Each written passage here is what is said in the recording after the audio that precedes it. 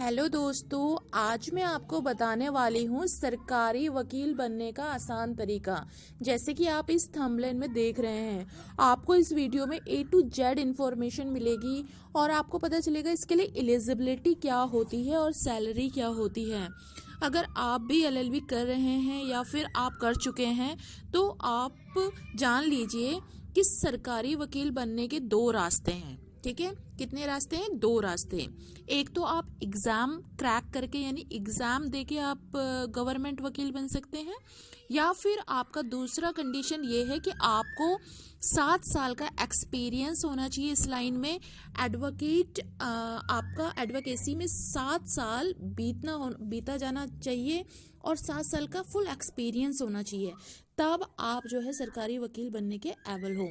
अच्छा, पहली कंडीशन जैसे कि मैंने बताया, एग्ज़ाम क्रैक करके। एग्ज़ाम में आपके 3 बार आपके एग्ज़ाम लिया जाएगा। एक आपका होगा प्रीलिमिनरी और इसमें आपके ऑब्जेक्टिव टाइप क्वेश्चन होंगे और इसमें आपको जो क्राइटेरिया होगा वो आपको फुलफिल करना पड़ेगा। उसके लिए मैं नेक्स्ट वीडियो बनाऊंगी। सेकेंड एग्ज़ाम होगा आपका थ्योरेटिकल, उसमें आपको थ्योरी में लिखना पड़ेगा। जो भी सिलेबस होगा मैं आपको बताती हूँ। और इसके बाद आपका डायरेक्ट इंटरव्यू होगा जो कि स्टेट गवर्नमेंट द्वारा लिया जाएगा। ठीक है, और आपका जो सिलेक्शन हो जाता है, अगर आप तीनों राउंड में क्लियर कर देते हो, मेरिट लिस्ट के अनुसार आपका नंबर आ जाता है, आप पास हो जाते हो उसमें, तो आपका सिलेक्शन गवर्नमेंट वकील के लिए हो जाता है। फिर आपको जो है स्टेट का जो भी जितने भी केसेस होंगे वो आपको उस डिस्ट्रिक्ट कोर्ट में लड़ने के लिए दिए जा सकते हैं। ये तो आपका पहला तरीका था। और इस पहले तरीके में अगर आप एडवोकेट बनते हैं एग्ज़ाम क्रैक करके, तो आप जो है परमानेंट वकील होंगे और सरकारी पद से आपको कोई नहीं हटा पाएगा। लेकिन यहाँ पे आप दूसरी कंडीशन की बात करें, यानी आपको अगर आप 7 इयर्स का एक्सपीरियंस है आपको और आपका एग्ज़ाम जो है एग्ज़ाम नहीं लिया जाएगा, इसमें आपका जो है ना स्टेट गवर्नमेंट के द्वारा फाइनल करा जाता है। जो भी एडवोकेट्स के पैनल होते हैं वो लिस्ट अच्छे जो एडवोकेट होते हैं वो जजेस के द्वारा जो है आगे शीट प्रिपेयर की जाती है। वो शीट जो है स्टेट गवर्नमेंट के आगे रखी जाती है। वो फाइनल करते हैं कि कौन सरकारी वकील बनने के लिए लायक है और किस में कितना एक्सपीरियंस है। इंटरव्यू लिया जाता है, उसके बाद जो है सिलेक्शन होता है। तो लेकिन इसमें एक नेगेटिव पॉइंट है। अगर इसमें देखिए 5 साल बाद गवर्नमेंट चेंज होती है तो हो सकता है इस समय वो गवर्नमेंट स्टेट गवर्नमेंट आपका सिलेक्शन कर दे, लेकिन जब दूसरी गवर्नमेंट वहाँ पे आए तो आपका सिलेक्शन परमानेंट नहीं है, आप वहाँ से डिसमिस भी हो सकते हैं और आप जो है 5 साल के लिए ही जो है अस्थायी रूप से वकील रहते हैं सरकारी। तो पहला वाला जो आपको मैंने बताया था कि एग्ज़ाम क्रैक करके एग्ज़ाम देके आप अगर एडवोकेट बनते हैं गवर्नमेंट, तो वो ज़्यादा बेटर होता है क्योंकि उसमें आपको परमानेंट जॉब मिलती है। अब मैं बात कर लेती हूँ एलिजिबिलिटी क्या होती है। एलिजिबिलिटी में आपकी एज जो है मिनिमम 21 साल होनी चाहिए और मैक्सिमम स्टेट निर्धारित करता है। कहीं कहीं 35 है ज़्यादातर और कहीं कहीं 40 इसका निर्धारण किया गया है। ठीक है, 35 या 40 साल। अच्छा, इसमें आपका पढ़ाई लिखाई में आपके पास आपके पास LLB की डिग्री होनी चाहिए, चाहे आपने 12वीं के बाद BA LLB की डिग्री हो आपके पास, या फिर आपके पास ग्रेजुएशन के बाद आपके पास LLB की डिग्री हो, तो दोनों की मान्यता है।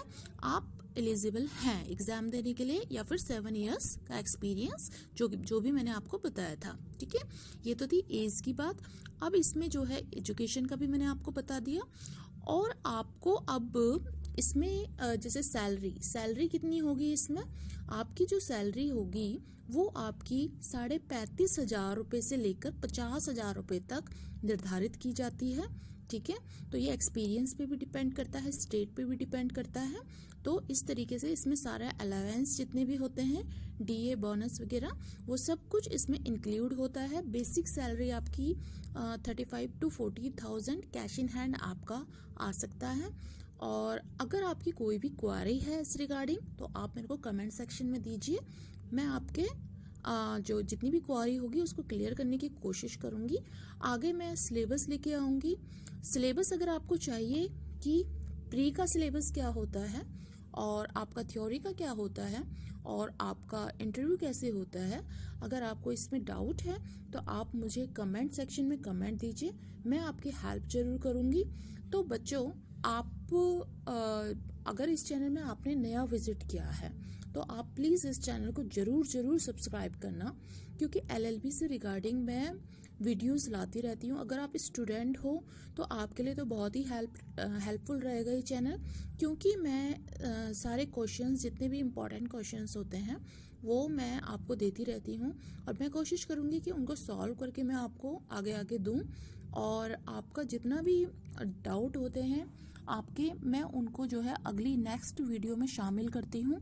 तो जैसे कि मैंने इस वीडियो में आपको बताया कि एक गवर्नमेंट एडवोकेट बनने का आसान तरीका क्या है, अगर मैं अपनी बताऊँ तो मैं प्रेफर करूँगी एग्ज़ाम को।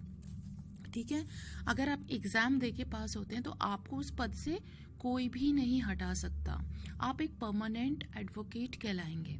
ठीक है, और अगर आप अब किसी पैनल द्वारा या फिर जजेस द्वारा अगर आपका निर्धारण होता है आपके पोजीशन का, तो उसमें डेजिग्नेशन आपका जो है वो 5 साल के लिए रहेगा। गवर्नमेंट वकील जो है आप 5 साल के लिए कहलाएंगे।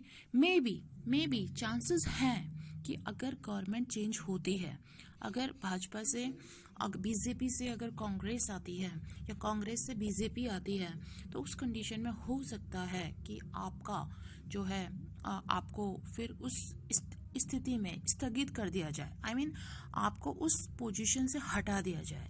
ठीक है, तो आप 5 साल के लिए ही हम मानते हैं कि 5 साल के लिए ही, हालांकि ऐसा होता नहीं है, काफ़ी कम होता है, लेकिन फिर भी होता है, कंडीशन है, इसमें संभावना है।